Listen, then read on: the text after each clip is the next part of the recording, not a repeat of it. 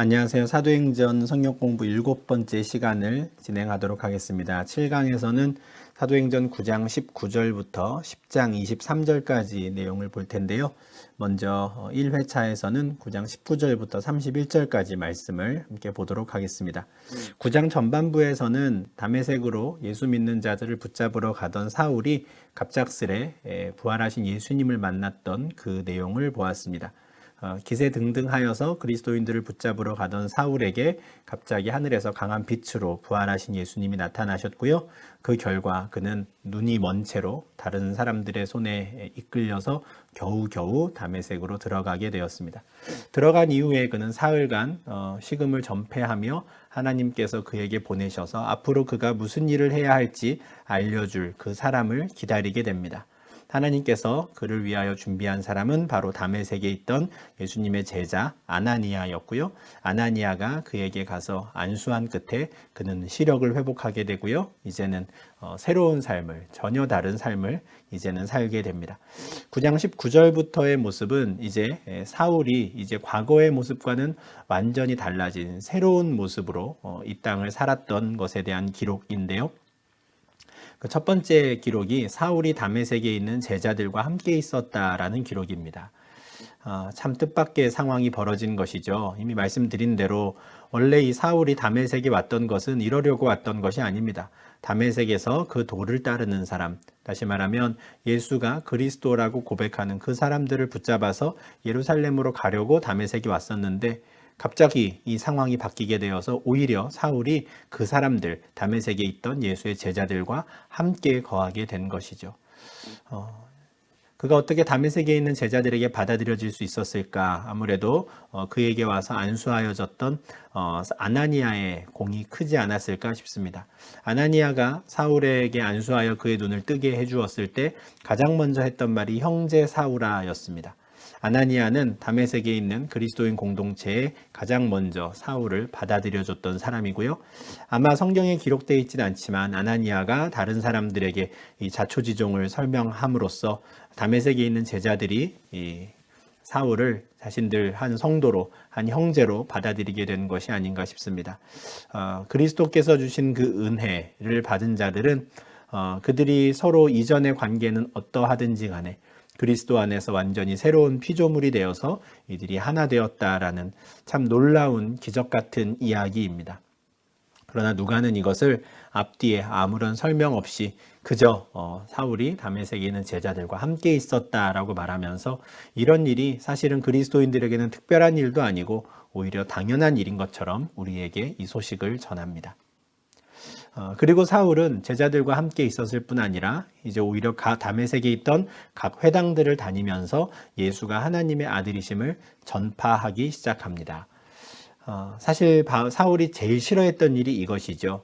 예수가 그리스도라고, 예수가 하나님의 아들이라고 믿고 이것을 전파하는 사람들을 예루살렘에서 다 진멸했었고요. 이제는 이 사람들을 잡으러 다메섹까지 왔었는데 자기가 오히려 이제는 예수가 하나님의 아들이신 것을 증거하고 전파하게 됩니다. 예수님께서 이 땅에 계실 때 사내들인 공회에 가서 신문을 당하실 때 이런 질문을 받았습니다. 대제사장이 내가 하나님의 아들이냐라고 질문하셨고요. 그것에 대해서 맞다라고 대답하심으로써 예수님은 십자가 사형에 처하게 되셨는데요. 바로 이 사실, 대제사장을 비롯한 모든 사내들인 공회원들이 그렇게도 궁금해했던 그 사실을 오히려 사울이 이제는 앞장서서 증거하고 전파하게 된 것이죠. 즉시로 각 회당에서 예수가 하나님의 아들이심을 전파하였다라는 것은 이미 사울이 처음 다메섹에 들어갔던 그때부터 예수가 하나님의 아들이며 그리스도인 것을 온전히 깨닫고 신학적으로 정립이 되었다라는 것을 보여줍니다. 그가 서서히 아주 오랜 시간이 지나서야 비로소 이 사실을 깨닫고 복음을 증거하기 시작한 것이 아니라 다메섹 도상에서 빛 가운데 부활하신 예수님을 만났고요.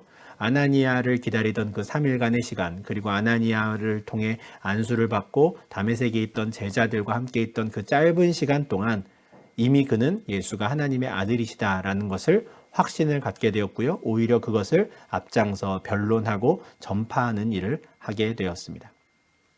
당연히 사울이 증거하는 이 소식을 듣는 사람들은 다 놀라게 되었죠.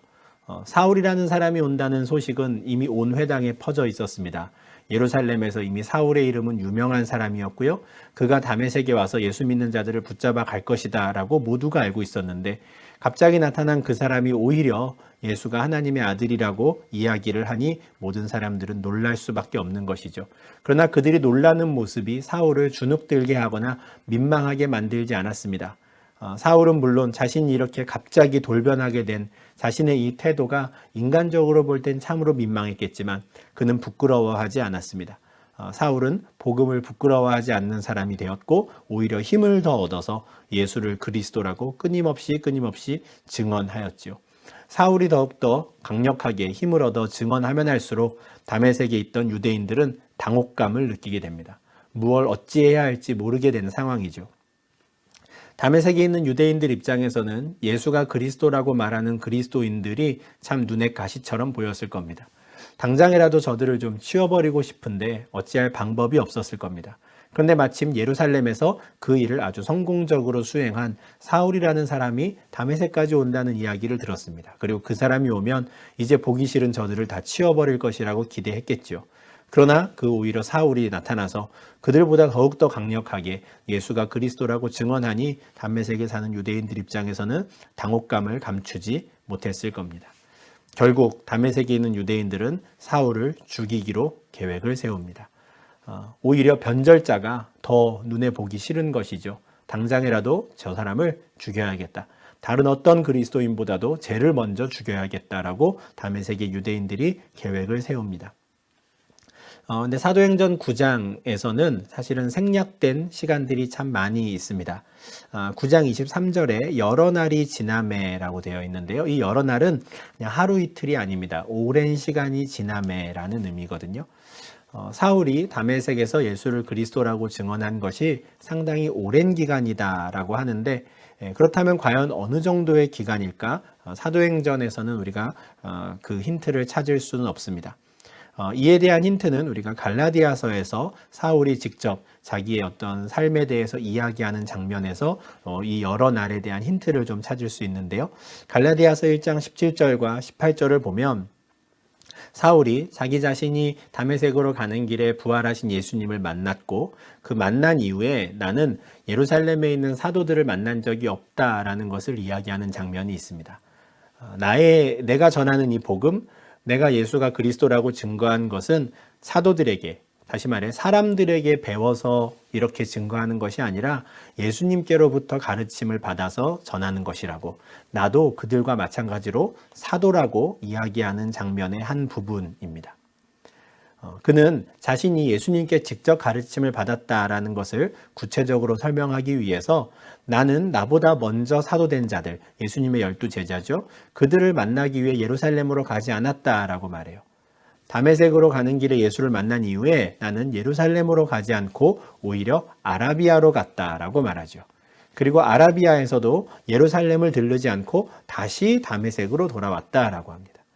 내가 게바, 다시 말해 베드로죠. 베드로를 만나기 위해서 예루살렘에 간 것은 내가 예수님을 다메섹 도상에서 만난 지 3년이나 지난 뒤의 일이다라고 이야기를 합니다. 여기에서 갈라디아서 1장 17절과 18절에서 지금 사도행전 9장에서 생략된 사울의 행적을 조금 찾을 수 있습니다.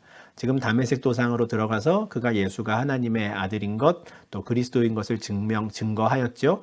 여러 날이 지났는데요. 그 여러 날이 아마 약 3년 정도의 시간일 것이다 라고 우리는 추정할 수 있는 것이죠. 아라비아가 어디일까? 계속되는 갈라디아서 말씀을 보면 4장 25절에서 아라비아에 있는 신의 산이라고 하는 표현이 있습니다. 이것을 계기로 우리가 지금 사울이 말하는 아라비아가 어디쯤인가를 대충 좀 짐작을 할 수 있는데요. 이게 지금 이스라엘 인근에 있는 지역이고요. 여기 고동색으로, 남색으로 동그라미 표시되어 있는 부분이 예루살렘입니다. 그리고 저 위에가 이제 다메섹이죠. 예루살렘에서 다메섹으로 가던 길에 사울은 예수님을 만납니다. 그리고 다메섹에서 즉시로 예수가 하나님의 아들인 것을 가르치고 증명하지요. 그리고 여러 날이 지났을 때 이제 다메섹에 있는 유대인들은 사울을 죽이려고 합니다. 그 여러 날의 시간, 다시 말해 약 3년간의 시간 동안 사울은 다메섹에도 있었지만 또 아라비아를 다녀왔다라고 합니다. 아라비아가 있는 곳을 시내산이라고 한다면 아마 이 부분이 될 겁니다. 그죠? 출애굽한 이스라엘 백성들이 시내산에서 십계명을 받고 가나안 땅으로 올라가는데요. 그렇지만 아라비아라고 하는 지역은 요 작은 지역이 아닙니다. 굉장히 넓은 지역이기 때문에 지금의 사우디아라비아 지역까지 전반적으로 다 아라비아라고 통칭될 수 있는 지역입니다. 그래서 사울이 지금 갈라디아에서 말한 아라비아가 정확히 어디인지는 저희가 확증할 수는 없습니다. 다만 분명한 것은 다메섹에 있다가 남쪽 지방으로 한번 내려온 적이 있다라는 것이죠. 어떤 이유 때문에 내려왔는지는 모릅니다. 학자에 따라서 선교를 하기 위해서 아라비아 지역을 방문했다라고 말하는 사람도 있고요. 또 아라비아 광야에 나가서 좀 더 깊은 주님과의 만남을 가지려고 했다. 또 주님께로부터 더 많은 계시의 말씀을 듣기 위해서 아라비아 광야로 갔다라고 말하는 분도 있습니다. 사실은 다 추정이지요. 그렇지만 분명한 것은 사울이 다메섹으로 가는 길에 부활하신 예수님을 만났고요. 그가 다시 예루살렘으로 돌아갈 때까지는 3년의 시간이 흘렀다라는 겁니다. 그것이 아마 지금 사도행전 9장에서 우리가 확인했던 23절에서 말했던 여러 날이 지남의 그 여러 날 기간입니다. 그동안 사울은 다메섹에도 있었고 아라비아에도 있었고 그리고 아라비아 생활을 마치고 다시 다메섹으로 돌아간 그때쯤일 것으로 보입니다. 그 오랜 시간 동안 사울이 계속 다메섹 주변에 거하며 또 다메섹을 방문하여서 계속해서 예수가 그리스도인 것을 증언하니 유대인들이 결국 그를 죽이기로 계획을 세운 겁니다.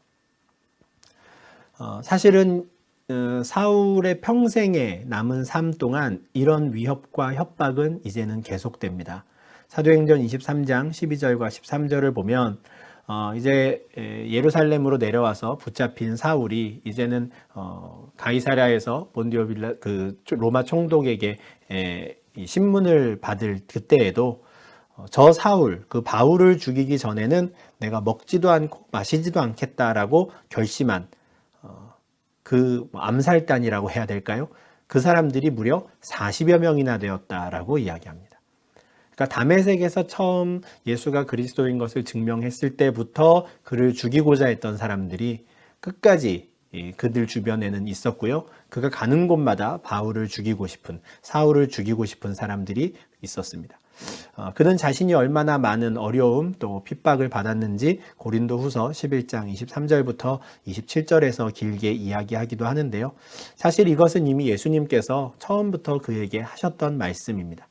그가 눈이 멀어서 다메섹에 들어왔을 때 예수님은 아나니아를 그에게 보내시는데 그때 내가 정말 가서 만나야 하는 그 사람이 그 우리를 핍박하러 온다는, 우리를 붙잡으러 온다는 그 사울 맞습니까? 라고 했을 때 예수님께서 그 사람이 맞다. 그러나 이제는 그 사람을 내가 이방인과 임금들에게 내 이름을 증거할 그릇으로 내가 사용할 것이고 그 일을 위해서 그가 얼마나 많은 고난을 받아야 할 것인지 내가 그에게 알려줄 것이다 라고 예수님이 말씀하신 적이 있습니다.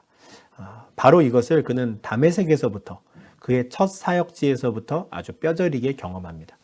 다메섹에서 예수가 그리스도인 것을 증거했더니 자기를 죽이려는 사람들이 나타난 것이죠. 사실 그는 이것을 이상하게 생각하지 않았을 겁니다. 자기 자신이 이미 그런 사람을 죽이고 싶었던 사람이기 때문에 그 유대인들의 감정을 충분히 알았을 겁니다. 그럼에도 불구하고 그는 계속해서 힘을 얻어서 그 일을 행했던 것이죠. 그렇지만 사울을 죽이려고 하는 유대인들의 계획이 점점 구체화되어 가니 결국 그는 그곳을 피하게 되는데요.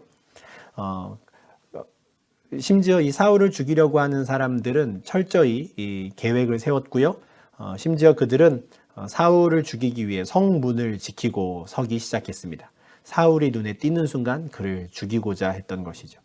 결국에 다른 방법이 없어서 다메섹에 있는 그의 제자들이 그를 광주리에 담아서 성벽에서 이렇게 내려보냄으로써 다메섹에서 탈출을 시킵니다. 굉장히 인상적인 장면인데요. 약 3년간의 시간 동안 그가 다메섹과 아라비아를 왔다 갔다 하면서 보냈던 그 시간 동안 이미 다메섹에 사울의 제자들이 생겼다라는 이 표현이 참 독특합니다. 여기서 그의 제자라는 것은 예수님의 제자라는 말이 아닙니다. 사울을 통해서 복음을 듣고 그리스도인이 된 사람들을 의미하는 것이죠. 벌써 다메섹에 그의 신실한 제자들이 생겼고요. 그들이 힘을 모아서 사울을 탈출시키는데 광주리에 그를 달아서 성벽에 내립니다. 이런 상황이 가능하려면 아마도 그의 제자들 가운데 몇 사람 또는 한 사람이 그 성벽 위, 다메섹 성벽 위에 살았어야 했는데요. 여호수아 2장 15절에서 볼 수 있는 이 라합의 집과 같은 경우죠. 라합이 이 이스라엘 정탐꾼들을 속여 감추어 주었을 때 그들을 다시 이제 진영으로 갈 수 있도록 도와주는데요. 그때 라합은 성벽 위에 살고 있었기 때문에 성벽 위에서 줄을 매달아서 이스라엘 정탐꾼들을 이제 밖으로 내보내는 협조를 하게 됩니다. 같은 방식으로 다메섹에 있던 사울의 제자들이 사울을 방주리에 담아서 내려보내는데 사울의 제자들 가운데 이처럼 성벽 위에 거주하던 사람이 있었던 게 아닌가 싶습니다. 이에 대한 그 기억 또는 그 기록이 좀 더 구체적으로 고린도후서 11장 32절과 33절에도 언급되어 있습니다. 바울이 고린도 교인들에게 자신이 당했던 그 힘든 일들 또 자신이 받았던 핍박에 대해서 이야기하면서 다메섹에서는 아레다 왕의 고관이 나를 잡으려고 다메섹 성을 지키고 있었기 때문에 내가 광주리를 타고 그 손에서 벗어난 적이 있다라고 이야기합니다. 사도행전 9장의 본문에서는 유대인들이 사울을 죽이려고 했기 때문에 그가 광주리를 타고 도망쳤다라고 하는데 고린도후서에서는 그 다메섹에 있는 아레다 왕의 고관이 나를 잡으려고 했다라고 하죠.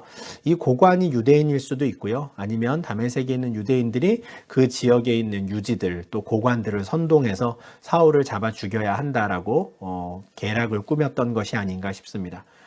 그래서 그가 다메섹에서 이렇게 광주리를 타고 탈출을 하게 되는데 아마 그가 받았던 경험했던 첫 번째 박해이고 또 다메섹은 그가 예수가 그리스도임을 증거하였던 첫 번째 사역지였기 때문에 그 다메섹에서의 기억이 참 오랫동안 사울에게 남았던 것이 아닌가 싶습니다. 그래서 결국 그는 다메섹에서 계속해서 사역을 하지는 못하고 이렇게 광주리를 타고 도망치게 됩니다. 그리고 그 길로 그는 이제 예루살렘으로 가는데요. 앞서 말씀드린 대로 갈라디아서 1장 18절의 기록에 따르면 그가 다메섹으로 출발한 지 3년 만에 그는 다시 예루살렘으로 돌아오게 됩니다.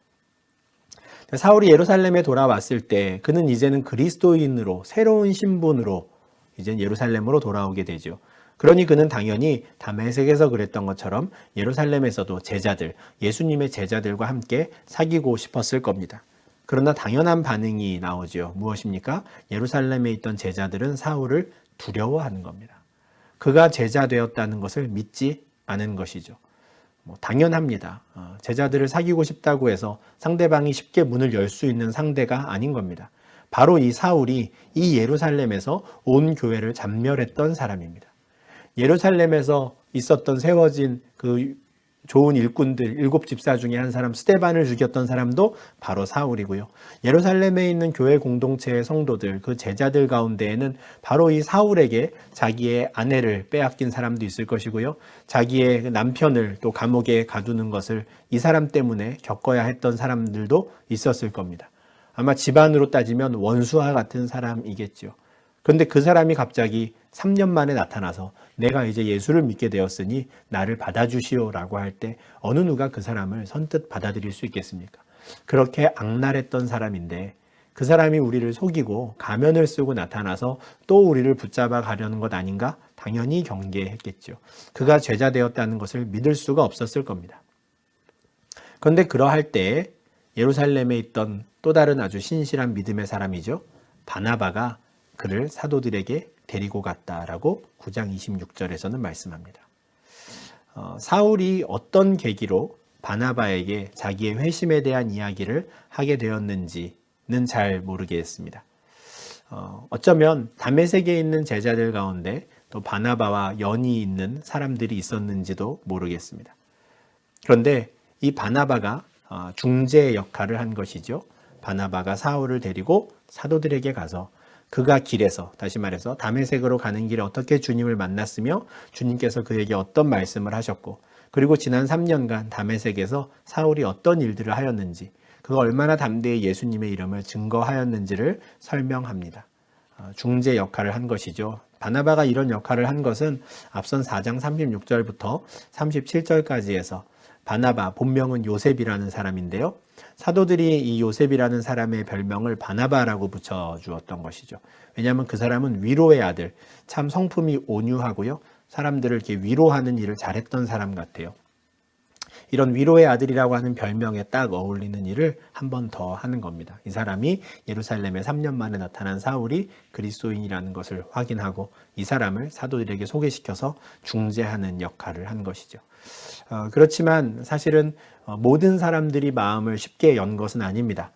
갈라디아서 1장 18절과 19절에 보면 3년 만에 그가 예루살렘을 방문하여서 그는 예루살렘에서 15일간 약 2주 정도 머물렀다라고 하는데, 그때 그가 만날 수 있었던 사도들은 게바, 베드로고요. 그리고 또 다른 사람으로는 야고보, 예수님의 형제 야고보 두 사람밖에 만나지 못합니다. 다른 사도들, 중요한 직책을 맡았던 사람들은 아직은 조심하고 있었던 것 같고 사울로부터 거리를 두고 있습니다. 사울이 나머지 모든 사도들을 만나는 것은 1차 전도 여행을 마치고 다시 예루살렘을 방문하는 사도행전 15장에서 이루어집니다. 굉장히 오랜 시간 동안 여전히 예루살렘의 사도들은 그를 경계하였고요. 또 조심하고 있는 상황이었습니다. 어쩔 수 없죠. 그동안 사울이 저질렀던 일이 있기 때문에, 행했던 일이 있기 때문에 모든 사람들이 그를 선뜻 받아들일 수는 없었을 겁니다. 그렇지만 예루살렘에서 가장 먼저 그를 받아들였던 바나바, 그리고 그 바나바를 믿고 또 사울을 만났던 베드로와 또 주의 형제 야고보와 같은 사람들이 아마 사울이 15일간 예루살렘에 거하고 또 다른 곳으로 옮겨간 이후에 계속해서 예루살렘에서 사울의 회심이 참된 것이었음을 또 계속 증거하지 않았을까 생각합니다. 비록 모든 사도들이 사울을 찾아와 인사를 나누고 교제를 시작한 것은 아니지만 바나바를 시작으로 또 베드로, 또 주의 형제 야고보를 시작으로 예루살렘에서도 사울은 제자들과 함께 교제할 수 있게 되었습니다. 그리고 그가 제자들과 함께 있으면서 한 일은 다메섹에서 했던 일과 똑같은 일이었습니다. 주 예수의 이름으로 담대히 말하고 변론하는 일이었죠. 다메섹에서와 똑같은 일을 그는 하는 겁니다. 다메섹에서도 그곳에서 제자들과 함께 있으며 회당에서 예수가 그리스도인 것을, 예수가 하나님의 아들인 것을 증거하고 변론하였는데, 똑같은 일을 예루살렘에서 하는 것이죠. 제자들과 함께 있으며 주 예수의 이름을 변론합니다. 그러니 똑같은 결과가 이어집니다. 무엇이겠습니까? 유대인들이 그를 죽이려고 하는 것이죠. 다메섹에서도 그렇고 지금도 마찬가지로 예루살렘에서의 유대인들이 그를 죽이려고 합니다.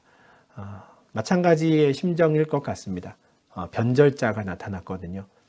누구보다도 가장 앞장서서 우리 편에 있던 사람이 이제는 가장 무서운 상대방, 적군이 된 겁니다. 그러니 저 사람부터 죽여야 하는 것이죠. 오히려 다른 사람보다는 저 사람이 더 꼴보기 싫고 저 사람을 먼저 죽이는 것이 우리의 마음을 편안하게 한다라고 생각했을 겁니다. 그래서 다른 어떤 사도들, 다른 어떤 그리스도인들보다도 바로 이 사울을 가장 먼저 죽이려고 힘쓰기 시작합니다. 다메섹에 있는 형제들이, 제자들이 다메섹의 유대인들이 그를 죽이려고 했을 때 광주리에 달아 내보냈던 것처럼 예루살렘에 있는 형제들도 예루살렘의 유대인들이 사울을 죽이려고 한다라는 소식을 알게 되고 결국 그를 다른 곳으로 빼내게 되죠. 가이사랴로 데리고 가서 그곳에서 그를 다소로 보내게 되는데요.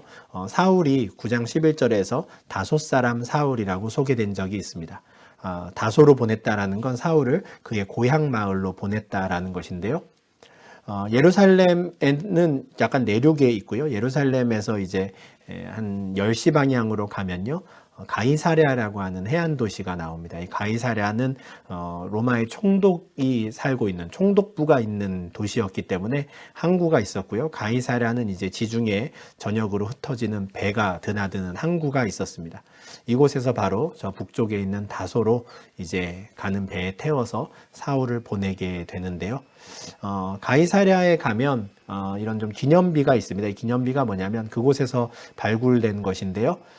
예수님 당시에 그 1세기에 빌라도라고 하는 총독이 가이사랴에서 있었다라고 하는 것을 공식적으로 확인시켜주는 기념비입니다. 성경에 나오는 그 본디오 빌라도라는 그 로마 총독이 실존 인물이다라는 것을 보여주는 기념비가 그곳에서 발견되었는데요.